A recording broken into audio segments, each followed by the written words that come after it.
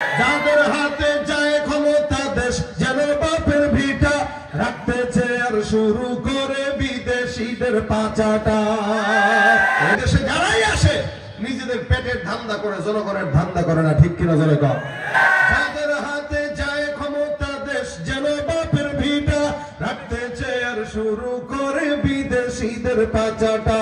বিদেশিদের কথা মতো চালায় ওরা নিজের দেশ, বিদেশিদের কথা মতো চালায় ওরা নিজের দেশ। দেখতে দেখতে গোল্লায় গেল আমার সোনার বাংলাদেশ। একে একে শেষ করেছি সবার দেখা হইল শেষ, দেখতে দেখতে গোল্লায় গেল আমার সোনার বাংলাদেশ। দেখতে দেখতে গোল্লায় গেল আমার সোনার। কেউ দিল না সবাই নিল, আমরা যে কলুর বলদ, সারা বছর নেয় না খবর নির্বাচনে খুব দরদ। কেউ দিল না সবাই নিল, আমরা যে কলুর বলদ, সারা বছর নেয় না খবর নির্বাচনে খুব দরদ। নির্বাচনের আগে নেতা ধরে কত রকম বেশ, নির্বাচনের আগে নেতা ধরে কত রকম বেশ। দেখতে দেখতে গোল্লায় গেল আমার সোনার বাংলাদেশ। একে একে শেষ করেছি সবার দেখা হইল শেষ, দেখতে দেখতে গোল্লায় গেল আমার সোনার বাংলাদেশ। যতদিন পর্যন্ত কোরআন মোতাবেক আইন দেশে না আসবে, আল্লাহর কসম শান্তি আশা করা যায় না। যারা আসবে যারা যাবে সবাই একই পাখির দুই ডানা, কথা ঠিক কিনা ধরে কর। একই পাখির দুই ডানা, এরাও চোর ওরাও চোর, সবগুলো চোরের জাত। এরা তারা কষ্ট পায় না। যারা ভিন্ন দল এখন গোছাইতেছেন রাজনীতি করবেন সামনে, এরা করবেন আমরা কিন্তু ক্ষমতায় আসবো, খবরদার সাবধানের কথা কয়েন। তাহলে আমি কমু আপনার এই কাজটাই ওই ফ্যাসিস্ট স্বৈরাচারীরা করছে। আপনি যদি একই কাজ করেন তাহলে আপনার ভিতরে তার ভিতরে পার্থক্য কি? তারে বিদায় করতে 40 মিনিট লাগছে, আপনাদেরকে বিদায় করতে 20 মিনিটও লাগবে না। এই জন্য দেশ মানুষের জন্য চিন্তা করেন, মানব সেবার কথা ভাবেন, ইসলামের জন্য চিন্তা করেন, জনগণ আপনাদের পক্ষে থাকবে। আর ইসলামের জন্য কেউ যদি চিন্তা না করে, দেশ মানবতার চিন্তা যদি কেউ না করে, এরা ক্ষমতায় আসতে পারবে ঠিক, টিকতে পারবে না ইনশাআল্লাহ। আল্লাহ পাক বলেন ওয়াস-সাবিকুনা আস-সাবিকুন উলাইকাল মুকাররাবুন ফি জান্নাতিন নাঈম সুল্লাতুম মিনাল আউয়ালিন ওয়া কলিলুম মিনাল আখিরিন। জামানা যত পিছনে, মানুষটা তো আল্লাহর জান্নাতের নিকটে। জামানা যত অতীতে, মানুষটা তো আল্লাহর জান্নাতে। জামানা যত সামনে, মানুষ তত জাহান্নামের দিকে। কারণ আজকে থেকে 100 বছর আগের জামানার ফিতনা আর এখনের ফিতনা এক নয়। আজ থেকে 50 বছর আগের ফিতনা আর এখনের ফিতনা এক নয়। 50 বছর আগে, 100 বছর আগে যেটা আমাদের মুরব্বীরা কল্পনাও করে নাই, বর্তমান সময়ের বাচ্চারা সেই ফিতনার জিনিসগুলো নিয়ে ঘুরে। এ ভাইরা আমার খুব বুঝবেন, আল্লাহ পাক রব্বুল আলামিন বলেন জামানা যত রাসূলের নিকটে, আল্লাহর নিকটে, মানুষ তত জান্নাতের নিকটে। যেই ব্যক্তিটা আজ থেকে 100 বছর আগে জন্মগ্রহণ করলেন, এই ব্যক্তিটার চাইতে 100 বছর পরে যেই লোকটা জন্মগ্রহণ করেছে সে বেশি ভালো না। 100 বছর পরের জন্মগ্রহণ করা সন্তানের চাইতে 100 বছর আগের জন্মগ্রহণ করা সন্তান আল্লাহর নিকটে, জান্নাতের নিকটে, আল্লাহর নবীর নিকটে। এ মুসলমান খুব বুঝবেন, একটু চিন্তা করে দেখেন তো আজ থেকে 50 বছর আগে অথবা 30 বছর আগের এলাকার হালতটা কেমন ছিল। আমাদের এলাকার মধ্যে মা বোনদেরকে আমরা যারা দেখতাম, আজ থেকে 40 বছর আগে, 50 বছর আগের অবস্থা ছিল এরকম। আমাদের মা বাবারা, দাদারা, দাদিরা সকালবেলা ফজরের নামাজের পরে সূরা ইয়াসিন তেলাওয়াত না করে ঘরের কোনো কাজে তারা হাত দিত না। বিকালবেলা সূরা ওয়াকিয়া তেলাওয়াত করত, রাত্রিবেলা সূরা মুলক তেলাওয়াত করত। সকাল তেলাওয়াত, বিকালে তেলাওয়াত, রাত্রিতেও তেলাওয়াত ছাড়া কোনোদিন তারা ঘুম যেত না, দিন অতিবাহিত করত না। এ মুসলমান, সকালবেলা ফজরের নামাজের পর আগে তেলাওয়াত, আগে ওয়াজিফা, আগে 3 তাসবির আমল, অন্যান্য আমল, তারপরে তারা ইবাদত করত। কিন্তু বর্তমান সময়ে ঘরের মধ্যে কোরআন দেখা যায় কিন্তু তেলাওয়াতের লোক নাই। আমি আমার মাকে দেখেছি, আমার বাবাকে দেখেছি, আমি আমার দাদাদেরকে দেখেছি। সকালবেলা যখন ঘুম থেকে জাগতাম, আমি আমার বাবার কণ্ঠের তেলাওয়াতের আওয়াজে আমার ঘুম ভাঙতো। মা ওজিফা করতেন, ওজিফা তেলাওয়াতের আওয়াজে আমাদের ঘুম ভাঙতো। সকালবেলা যখন ঘুম থেকে জাগতাম, দেখতাম বাবা তেলাওয়াত করে, মা তেলাওয়াত করে। আমাদের ছোটবেলায় আমাদের মা বাবার কণ্ঠের তেলাওয়াতে ঘুম ভাঙতো। বর্তমান সময়ে বাচ্চাদের ঘুম ভাঙে মা বাবার মোবাইল, ফেসবুক আর ইউটিউবের আওয়াজে। এ ভাইরা আমার, এক সময় আমরা আমাদের মা খালাদেরকে দেখতাম রাস্তায় যখন হাঁটতো, রাস্তা দিয়ে হেঁটে যাওয়ার সময় দেখতাম পরপুরুষ যদি কোনো নজর দিত। এখনো গ্রামগঞ্জে কিছু কিছু জায়গায় দেখা যায়, তবে 100-র মধ্যে একটা দেখা যায়। রাস্তা দিয়ে বের হয়ে হাঁটতেছে, পরপুরুষ সামনে দিয়ে আসতেছে। আমাদের মা খালারা দেখতাম বয়স যদি তাদের 60 বছর হতো, গন্ডাটাকে এরকম ওড়নাটা সুন্দর করে চেহারার উপরে দিয়া তারপরে কোন গাছের নিচে অথবা মসজিদ অথবা ঘরের আড়ালে লুকায় যাইত। তাদের ছায়াও কেউ দেখতে পারত না। এমন ভাবে পর্দা করতো, এমন ভাবে বোরকা পরতো, যেই বোরকাটা ট্যাপটনের কাপড়ের গোছায় থাকতো, তালি দেওয়া থাকতো, ছিঁড়াও থাকতো, কিন্তু ভিতরে সুন্দরী নারী। আর বর্তমান সময়ে ভিতরে যেমনই তেমনই হোক, কালো হোক দলা হোক, বোরকা পরা তো এমন পরা পরে শরীরের সমস্ত ভাঁজ দেখা যায়। বোরকাটাও এখন শয়তানের হাতিয়ার হয়ে গেছে। বোরকার অ্যাড দেওয়া দেখেন না, এমন সুন্দর করে করে অ্যাড দিবে, আকর্ষণ লাগায়, তারপরে কিনায়। চিন্তা করছে চেহারা তো দেখার মতো না, বোরকা পরে নেকাব পরে যদি একটু স্টাইল করে চলি তাহলে পিছনে 14টা ঘুরবে। শয়তানের সুরতে বোরকা পরে তারপরে বের হয়, এগুলো বোরকা না, ফাইজলামি। নারীরা এখন ঘর থেকে বের হয়, পর্দা করলেও এমন ভাবে বের হয় যেন শয়তানের আড্ডাখানা। এ মুসলমান খুব বুঝবেন, আমরা আমাদের মা খালাদেরকে দেখতাম, এরা পর্দা করতো, সুন্দর করে পড়তো, এরা বোরকা পড়তো, আল্লাহর সন্তুষ্টির জন্য পড়তো। কিন্তু বর্তমানের নারীরা বোরকা পরবে তো দূরের কথা, পর্দা করার কথাও বললে একদল আছে আমাদেরকে ফতোয়াবাদ বলে গালি দেয়। নারীরা এখন এমন আছে, পর্দার কথা মানুষ পছন্দ হয় না, স্বামী যদি বোরকা পড়তেও বলে সেটাও পছন্দ করে না। এই জন্য মুসলমান, আল্লাহ পাক রব্বুল আলামিন বলেন, যায় দিন ভালো আসে দিন খারাপ। যারা অতীতে চলে গেছে সবগুলো আল্লাহ পাকের জান্নাতের নিকটবর্তী হয়ে গেছে। যারা সামনে আসবে অধিকাংশ মানুষগুলা জাহান্নামের নিকটবর্তী হয়ে যাবে। বান্দারা গুনাহ করে, এটাই স্বাভাবিক, তবে কারো কম কারো বেশি। প্রত্যেকটা বান্দার গুনাহ আছে, সমাজে গুনাহ নাই এমন কোন বান্দা নাই। প্রত্যেকটা মুমিন বান্দা, প্রত্যেকটা বান্দা গুনাহ করে, এমন কোন মুমিন নাই, এমন কোন বান্দা নাই যেই বান্দাটার গুনাহ আছে না, গুনাহ হয় না। কিন্তু গুনাহ হইলে পেরেশানির কারণ নাই। আল্লাহ পাক রব্বুল আলামিন বলেন, ফাকুলতু আস্তাগফিরু রাব্বাকুম ইন্নাহু কানা গফফারা। বান্দা, আমি আল্লাহ পাক রব্বুল আলামিন বলতেছি, তোমরা ইস্তিগফার করো।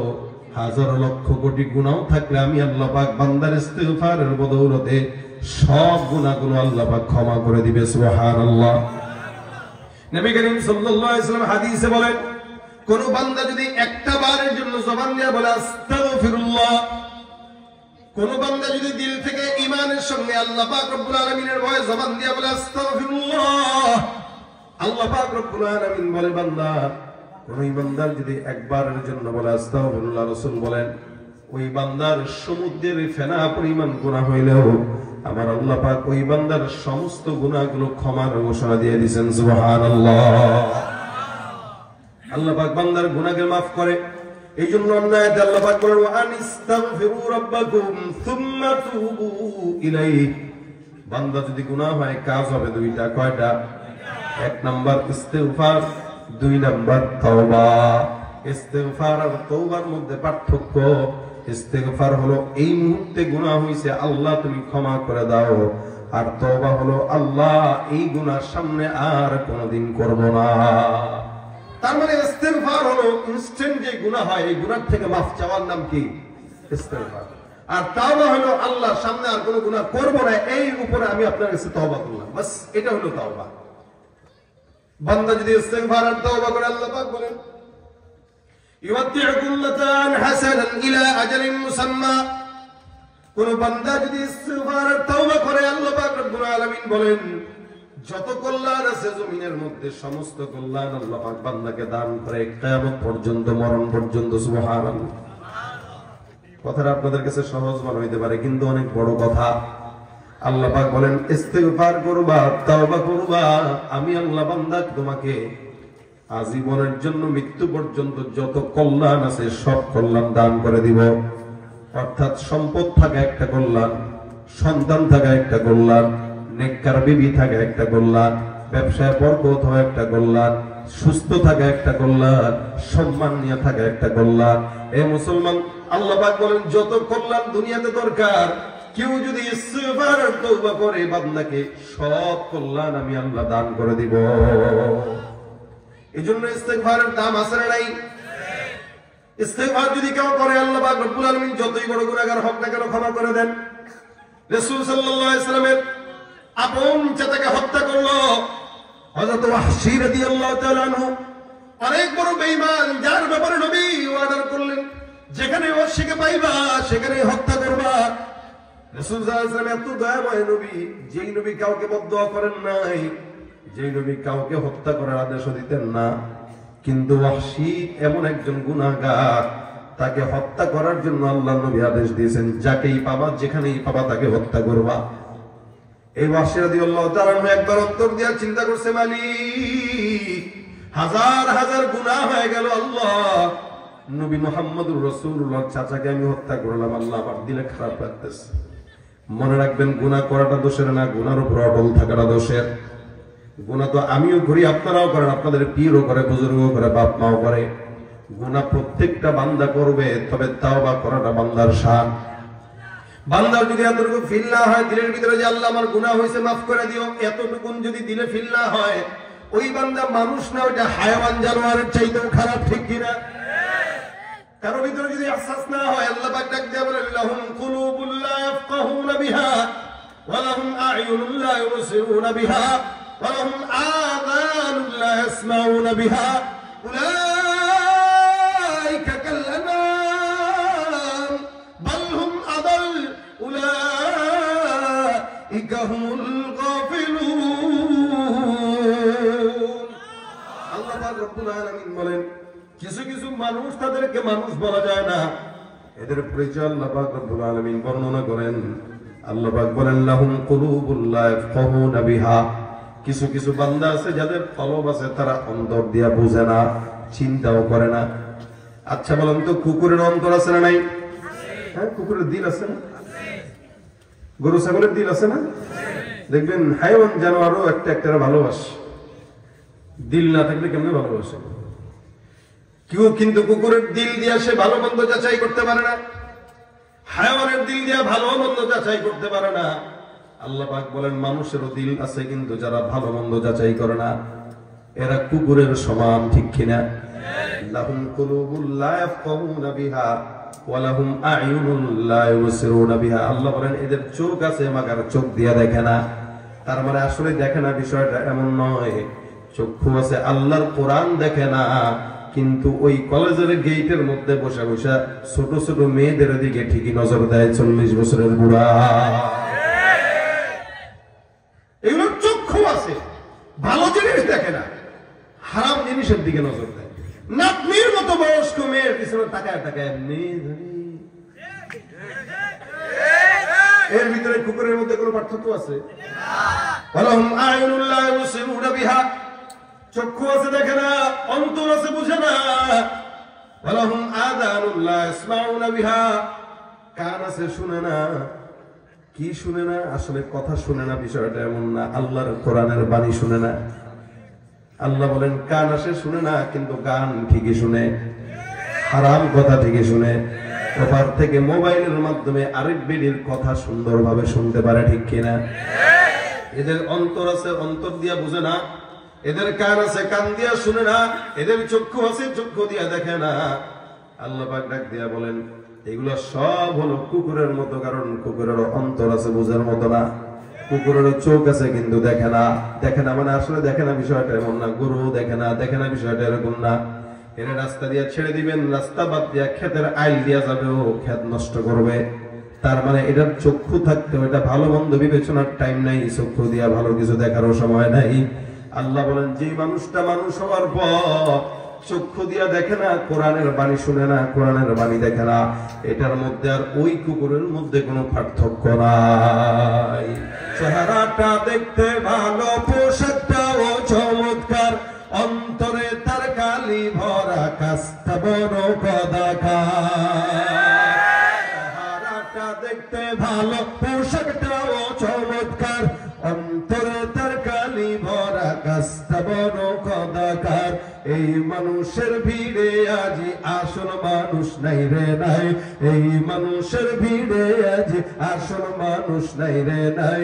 মানুষ দেখতে চলো এবার জাদু ঘরে যাই সবাই, রাস্তা ঘাটে যায় না চলা এই মানুষের ভিড়ে, ওই ভিড়ের মাঝেও আবার কেহ অন্যের পকেট মারে। রাস্তা ঘাটে যায় না চলা এই মানুষের ভিড়ে, ওই ভিড়ের মাঝে আবার কেহ অন্যের পকেট মারে। তাকেও যদি মানুষ বলো আমার বলার কিছুই নাই, তাকেও যদি মানুষ বলো আমার বলার কিছুই নাই। মানুষ দেখতে চলো এবার জাদু ঘরে যাই সবাই। সবকে আসলে মানুষের মতো দেখলেই মানুষ বলা যায়? আল্লাহ ডাক দিয়ে বলেন এদের একটা মানুষ না, যদিও কান আছে, যদিও চক্ষু আছে, যদিও অন্তর আছে, এরা কে? আল্লাহ পাক বলেন উলাইকা কাল আনআম, এগুলা হায়াওয়ানের মতো, কুকুরের মতো, জানোয়ারের মতো, বালহুম আদল, তার চাইতেও নিকৃষ্ট। একটা মানুষকে আল্লাহ পাক সম্মানিত বানানোর পর আবার নিকৃষ্ট কেন বলেন? আল্লাহ পাক রব্বুল আলামিন বলেন উলাইকা কাল আনআম বালহুম আদল, এগুলা কুকুরের চাইতেও খারাপ। কেমনে খারাপ খুব বুঝবেন। এলাকার মধ্যে চাঁদাবাজি করে কি করে না? মানুষ নাকি জানোয়ার? বলেন তো কোনদিন এরকম হয়েছে যে আমরা কুত্তা সমিতি আসছি, এলাকায় বাজারের মধ্যে দোকান আছে, এই যে দেখো কুত্তা সমিতি আসলাম, এটা সেক্রেটারি, এটা সভাপতি, এটা ক্যাশিয়ার। আমাদেরকে বাজারের দোকান চালাইতে গেলে প্রতিনিয়ত 10,000 টাকা দিতে হবে চান্দা, নইলে দোকান চালাইতে পারত না। এটা কি কুকুর কয় না মানুষ কয়? আল্লাহ বলেন যে এই কাজটা কুকুর করে না, যেই কাজটা হায়াওয়ান জানোয়ার করে না, ওই কাজ তুমি মানুষের করার কারণে তুমি কুকুরের চাইতেও খারাপ। ভাইরা আমার খুব বুঝবেন, এরা দেখে না, বুঝে না, শুনে না, এগুলো জানোয়ার। এই জন্য আল্লাহ পাক বোধ শক্তি দিয়েছেন। বোধ শক্তি দিয়ে বান্দা চিন্তা করবে আল্লাহ হাজার কোটি কোটি গুনাহ হলে মালিক আর গুনাহ করবো না, বান্দাকে আল্লাহ তুমি ক্ষমা করে দাও। আল্লাহ পাক রব্বুল আলামিন বলে বান্দা তুই যে তওবা করার নিয়ত করলে তোর নিয়তের বরকতে আমি আল্লাহ মাফ করে দিছি। হযরত ওয়াহশী রাদিয়াল্লাহু তাআলা আনহু আল্লাহর দরবারে বলে আল্লাহ মাফ চাই। নবীর কাছে চিঠি লিখে ডাক দেয়া কয় রাসূল আমার তো মাফ চাইতে মন চায়, ক্ষমা চাইতে মন চায়, কিন্তু আল্লাহ পাকের কোরআনের একটা আয়াত আমাকে আল্লাহর কাছে ক্ষমা চাইতে দেয় না। ওয়াহশী ডাক দেয়া রাসূলের কাছে চিঠি লিখলেন, নবী বলেন কোন আয়াত বলো? আল্লাযীনা লা ইয়াদউনা মা'আল্লাহ ইলাহান আখার ওয়া লা ইয়াকতুলুনা আন-নাফস আল্লাতী হারাম আল্লাহু ইল্লা বিল হাক্কি ওয়া লা ইয়াজনুন ওয়া মান ইয়াফআল যালিকা ইয়ালকা সাবা। আল্লাহ পাক বলেন যারা গুনাহ করলো, যারা আল্লাহকে ছাড়া অন্য কাউকে শরীক করলো, অন্য কাউকে ঘুমালো, অন্যায়ভাবে হত্যা করলো, আবার সেরা করলো, এরা মারাত্মক গুনাহগার। এই তিনটা কাজ আমি করলাম পয়গম্বর, বলেন তো আল্লাহ পাক রব্বুল আলামিন আমাকে ক্ষমা করবে কিনা? আল্লাহ নবী ডাক দেয়া কয় আসি, যদিও তুমি আমার চাচাকে হত্যা করেছো, তবে তুমি যদি তওবা করো আমার আল্লাহ তোমারে ক্ষমা করে দিবেন। ওয়াহশী রাদিয়াল্লাহু তাআলা ডাক দেয়া কয় ক্ষমা করবেন? সত্যি বলে হ্যাঁ। আমার আল্লাহ পাক রব্বুল আলামিন ওয়াহশী ক্ষমা পাওয়ার জন্য আল্লাহ পাক রব্বুল আলামিন সুন্দর করে আয়াত নাযিল করে দিয়েছেন। কোন বান্দা যখন ঈমান আনবে, ইন্নাল্লাযীনা তাবু ওয়া আমানু ওয়া আমিলুস সালিহাত ফাউলাইকা ইউবাদদিলুল্লাহু সাইয়্যাতিহিম হাসানাত। আল্লাহ পাক আয়াত নাযিল করেছেন যারা তওবা করে আর ঈমান আনে, নেক কাজ করে, ওই বান্দাদের অতীতের সমস্ত গুনাহের কাজগুলোকে আমি আল্লাহ নেকের দ্বারা পরিবর্তন করে দিব। সুবহানাল্লাহ। কেউ যদি তওবা করে অতীতের সব গুনাহগুলো নেক দ্বারা পরিবর্তন হয়ে যায়। আল্লাহ নবী ডাক দিয়ে বলে ওয়াহশী তোমার জন্য আল্লাহ পাক কোরআনের আয়াত নাযিল করে দিলেন, তুমি যদি ঈমান আনো, নেক কাজ করো, তওবা করো, আল্লাহ পাক রব্বুল আলামিন ঈমান আনার পর, তওবা করার পর, নেক কাজ করার পর সমস্ত গুনাহগুলো আছে সব গুনাহগুলোকে আল্লাহ পাক রব্বুল আলামিন নেকের দ্বারা পরিবর্তন করে দিবে। ওয়াসি কথাটা শুনে কয় ইয়া রাসূলুল্লাহ, আল্লাহ বলছেন তবে যারা ঈমান আনবে নেক কাজ করবে। এই যে যারা ঈমান আনবে নেক কাজ করবে, আমি ঈমান আনার পরে যদি নেক কাজ করতে না পারি তাহলে আল্লাহ কি করবে? প্রশ্ন বুঝেন রাসূল, আমি যদি ঈমান আনার পরে আবার গুনাহ করি তাহলে কি আল্লাহ পাক আমাকে মাফ করবে না? আল্লাহ তো বলছেন ইল্লাল্লাযীনা তাবু, তবে যারা ঈমান আন তওবা করবে। তবে আর আমি যদি তওবা করার পর আবার গুনাহ করি তাহলে আমার কি হবে? আল্লাহ পাক রব্বুল আলামিন কত দয়ার আল্লাহ। এই প্রশ্ন করতে দেরি আমার আল্লাহ ডাক দিয়ে বলে জিবরাইল, আমার পয়গম্বরকে যায় ডাক দিয়ে বলে রাসূল, এই বান্দাটা যে আবার প্রশ্ন করলো, বান্দাকে আবার সুন্দর করে আপনি সান্ত্বনা দেওয়ার আয়াত নাযিল করে দিলাম। আমি আল্লাহ পাক আবারও এই বান্দার জন্য দ্বিতীয় নম্বর আয়াত লাগ দিয়া বলতেছি ইন্নাল্লাহা লা ইয়াগফিরু আন ইউশরাকা বিহি ওয়া ইয়াগফিরু মা দুনা যালিকা লিমান ইয়াশা। নবী আপনি এই বান্দাকে জানায়া দেন, কেউ যদি আল্লাহর সঙ্গে কাউকে শরীক না করে, এছাড়া অন্য যত গুনাহ আছে আল্লাহ পাক যাকে চায় তাকে ক্ষমা করে দেয়। সুবহানাল্লাহ, যাকে চায় তাকে ক্ষমা করে দেয়। এই কথাটা যখন ওয়াসিকে বলা হয়, ওয়াসি কথা শোনার পরে ডাক দিয়ে কয় ইয়া রাসূলুল্লাহ, আল্লাহ পাক বলেছেন যাকে চান তাকে ক্ষমা করে দিবেন। এমনও তো হতে পারে আল্লাহ পাক আমাকে চাইবেন ক্ষমা করবেন, এমনও তো হতে পারে চাইবেন না ক্ষমা করবেন না। আল্লাহ যে আমারে ক্ষমা করবেন চাইবেন এটার গ্যারান্টি কি? রাসূল সাল্লাল্লাহু আলাইহি ওয়াসাল্লাম ডাক দিয়ে আল্লাহ, এই বান্দাটা আবার প্রশ্ন করছে, যাকে চাও তাকে বলছো তো, পেঁচ লাগাই দিছে। এই বান্দা এখন চিন্তা করতেছে, আল্লাহ আপনি যে কথাটা বললেন আমি তো পেঁচের মধ্যে আছি, এখন আল্লাহ কি আমারে ক্ষমা করবে কি করবে না? কারণ যদি না চায়, না চাইলে তো বিপদ। আল্লাহ পাক এক বান্দার জন্য 3 নম্বর আয়াত নাযিল করে দিয়েছেন। সুবহানাল্লাহ বিহামদি। তৃতীয় আয়াত আল্লাহ পাক বলতেছেন, হে রাসূল, এই বান্দার জন্য আমি আরেকটা আয়াত নাযিল করে দিলাম, কুল ইয়া ইবাদিয়াল্লাযীনা আসরাফু আলা আনফুসিহিম লা তাকনাতু মির রাহমাতিল্লাহ ইন্নাল্লাহা ইয়াগফিরুদ যুনুবা জামিআ ইন্নাহু হুয়াল গফুরুর রহিম। ক্ষমা করেন কে? তুমি পারো করতে মোচন অভাব দুঃখী লোকে, তুমি পরম মুক্তিদাতা মালিকে জগতের, তোমার কাছে চাই যে পানা আমরা প্রতিদিন, তোমার দয়ায় পূর্ণ আমার সারা নিশিদিন। দয়া করেন কে? একটা বান্দার জন্য আল্লাহ পাক 3টা আয়াত নাযিল করেছেন। এই ওয়াহশী, টেনশনের কারণ নাই। আল্লাহ পাক বলছেন যারা নফসের উপর জুলুম করো গুনাহের মাধ্যমে, লা তাকনাতু মির রাহমাতিল্লাহ, আল্লাহর রহমত থেকে নিরাশ হওয়া যাবে না।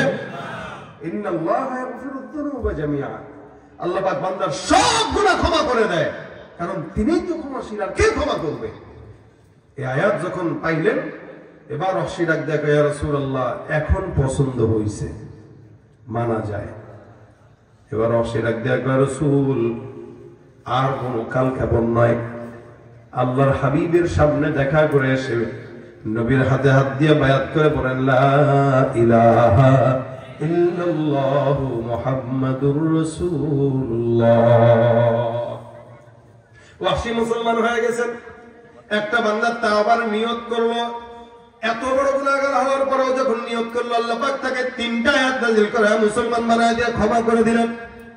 আপনি আমি হাজার গুনাহ করলেও, হাজার অন্যায় করলেও আখির নবীর উম্মত, নবী যখন ইন্তেকালের আগ মুহূর্তে আল্লাহ পাক পয়গম্বরকে ডাক দেয়া করেন, রাসূল ইন্তেকালের আগে আপনার কোনো আশা আছে? আপনি বলেন, আমি আপনার চাওয়া পূরণ করব।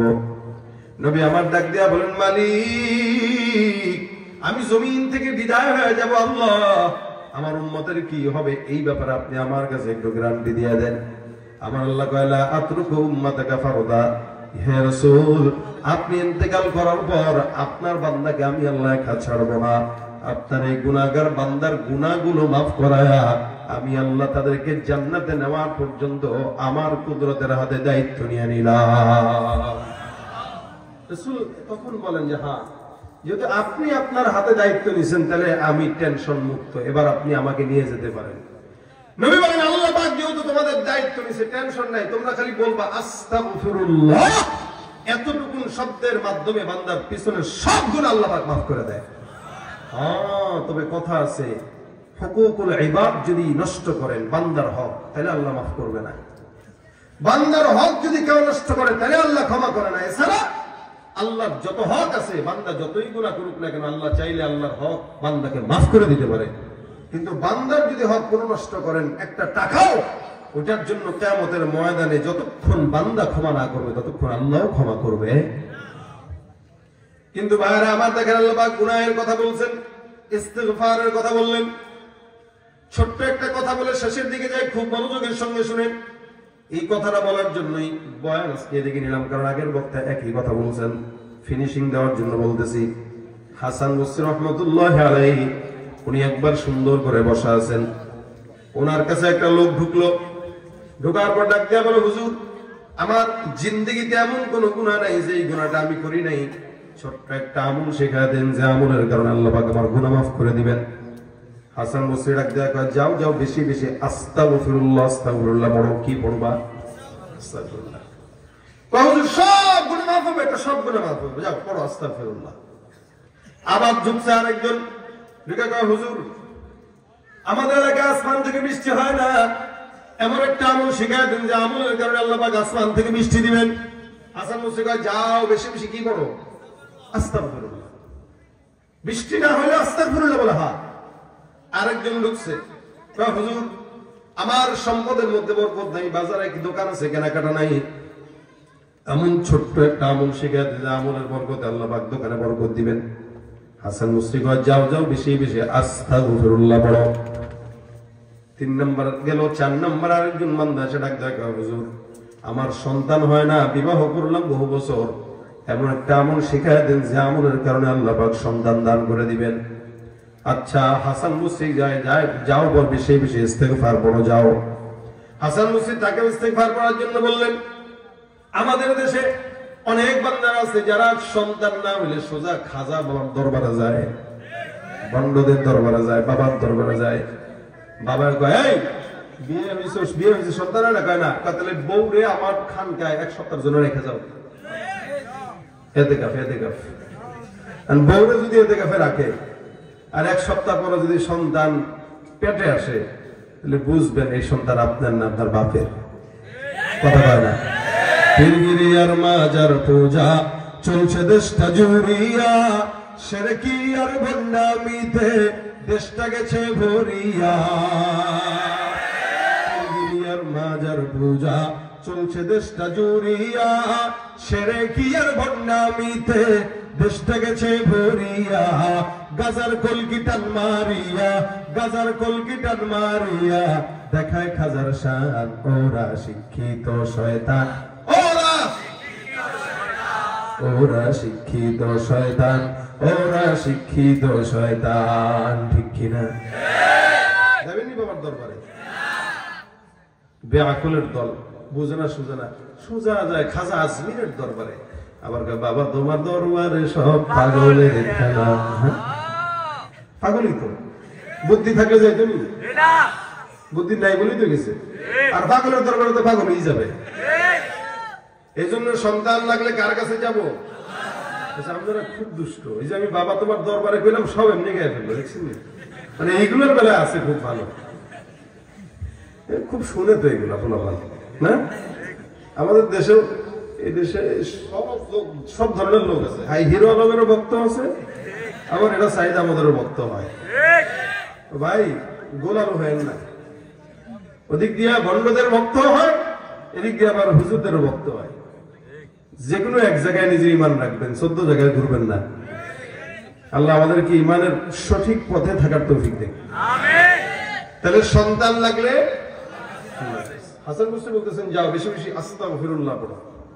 5 নম্বর একজন ঢুকছে, ঢুকে বলতেছে, হুজুর আমার খেতে বরকত হয় না, ছোট্ট একটা আমল দেন। যাতে আল্লাহ পাক খেতে বরকত টরকত দেয়। যাও বেশি বেশি কি পড়ো আস্তাগফিরুল্লাহ। আরেকজন এসে গেল, হুজুর আমাদের নদীতে পানি নাই, খালে পানি নাই, পানি পাই না, কি খাবো? এমন একটা আমল দেন যে আমলের কারণে ক্ষেতের মধ্যে পানি আসবে, নদীতে পানি হবে, খালে পানি হবে।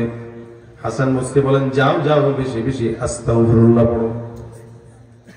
যে আমলে যেই মানুষই আসে তারই আস্তাগফিরুল্লাহ বলার জন্য অবস্থা এরকম যেন ওই যে গ্রামের কিছু হাতুড়ে ডাক্তার আছে দেখবেন, এদের কাছে পেট ব্যথার জন্য যাবেন, কইবো যাও না পায় এক্সট্রা খাও, জ্বর আসছে না পায় এক্সট্রা, ঠান্ডা লাগছে না পায় এক্সট্রা, মাথা ব্যথা না পায় এক্সট্রা, মানে যত অসুস্থতা না পায় এক্সট্রা দিয়ে সেরা যায়।